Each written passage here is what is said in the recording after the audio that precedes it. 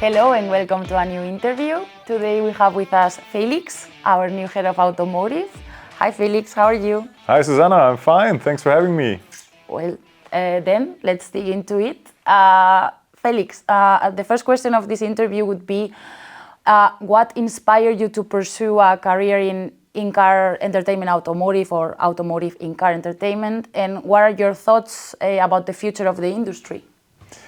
I was always fascinated by the automotive industry and all the techniques and all the technology and engineering that's in there. And especially during the last years where I was able to work with a lot of leading car manufacturers, I got deeper into the whole topic of the entertainment and what's around there and what's happening there at the moment. And there's a lot of it happening, and we will see a lot of disruptive changes. There will be a lot of changes in the entertainment. And if you ask me about my vision or the future, I think that in-car entertainment will integrate a lot more into the car. It will create a seamless and immersive experience for the people using the car, for the passengers. And I'm very happy and excited to be part of it and contribute to that. And we are really happy to have you here at Rieses. And since you are an expert on this field, I would like you to point out to the audience what are the biggest challenges for car makers when it comes to in-car entertainment.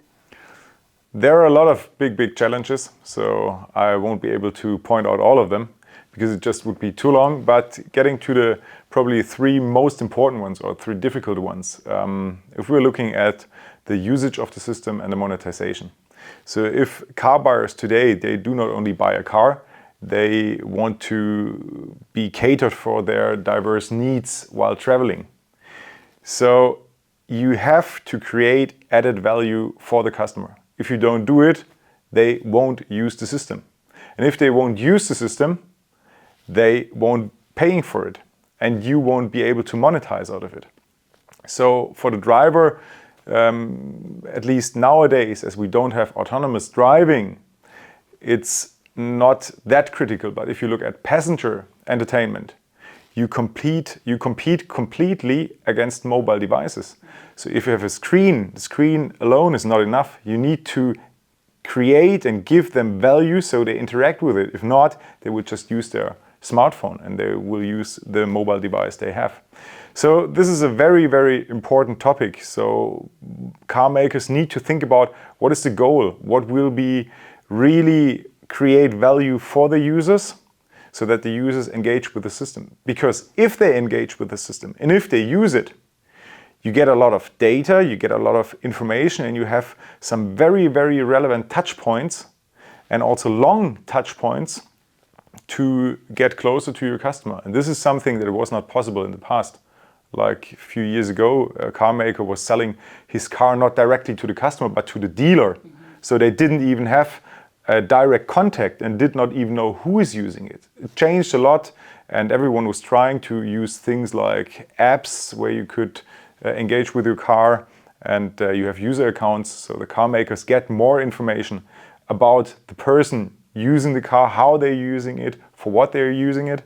And in-car entertainment is just a very big opportunity to increase this engagement.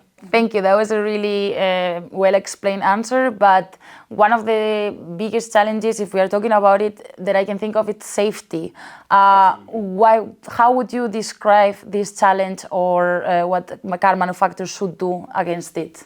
Yeah, safety is not less important than the user engagement and the monetization. I mean, safety is the basic. So you have to make sure as a car manufacturer that it's safe to use in-car entertainment.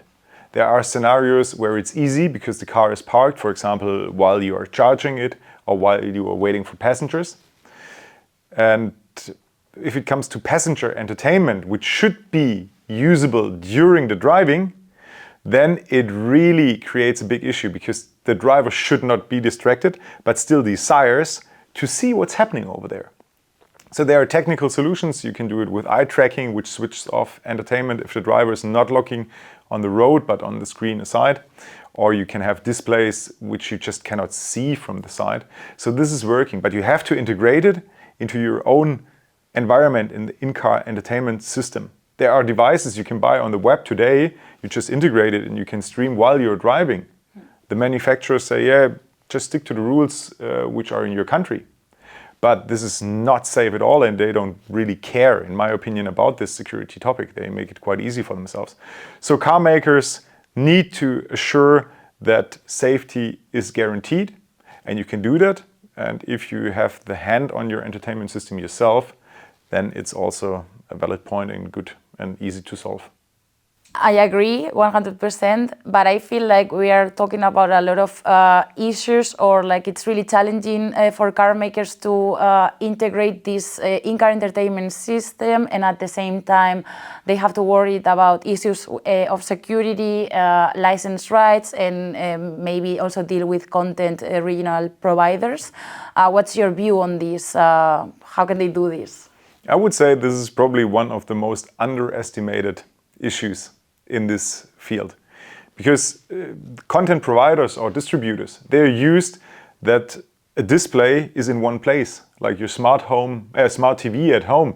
It does not move, it stays there. You log in with your credentials, it stays there. But if you have a car on the other side, for example in Europe, you can travel I don't know how many different countries, and this is very, very challenging. You have to make sure on the one hand that you do not violate licensing rights when crossing border, but on the other hand, you must maintain the user experience. So very challenging. Then also car makers do not only deliver in one country, they deliver worldwide. So it doesn't make sense to have, let's say, just European content delivered in a car that goes to India, for example. So you have to talk about content, and with a lot of content providers, a lot of distributors, and it's such a complex field.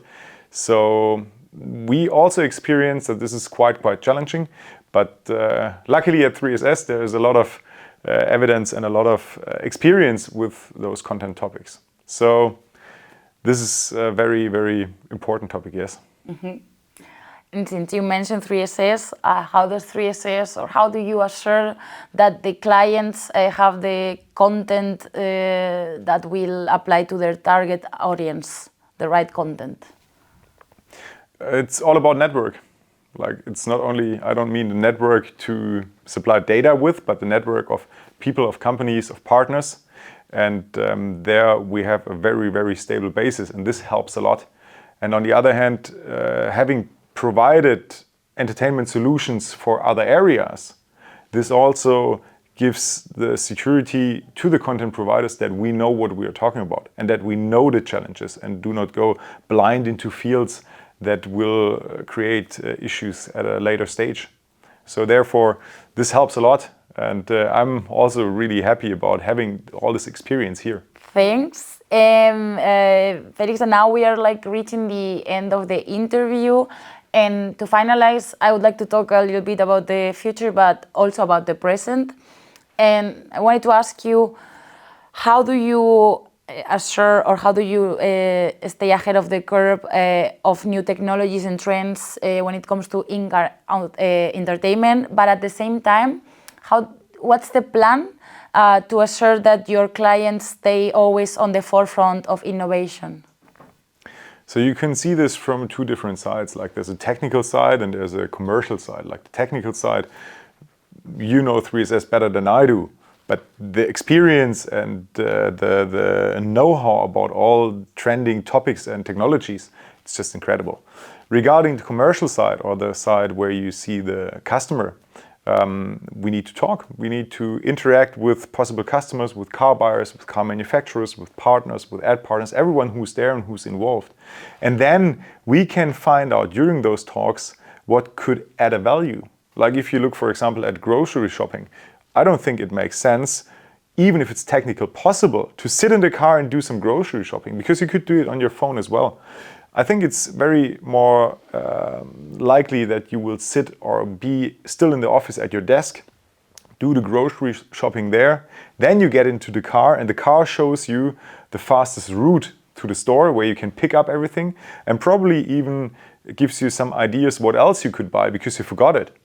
And I think those ideas, those possibilities, that will emerge in the future a lot, or if you look at ads, like getting additional revenues by ads that are localized and personalized.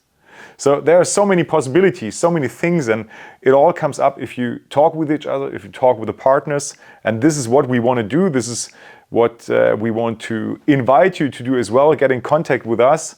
Tell us what would be relevant for you, and I think together we can always achieve the best solution, which really generates value, because it's what it's all about at that point. I agree. Please, let's network. And Felix, I want to say thank you again for being here. It was great. I think the audience now is really educated on in-car entertainment, so thank you.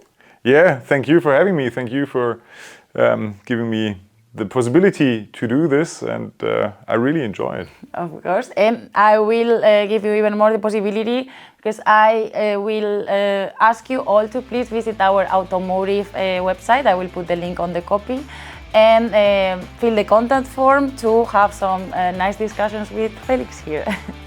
And thank you for watching this interview, and we hope to see you in the next one. See you.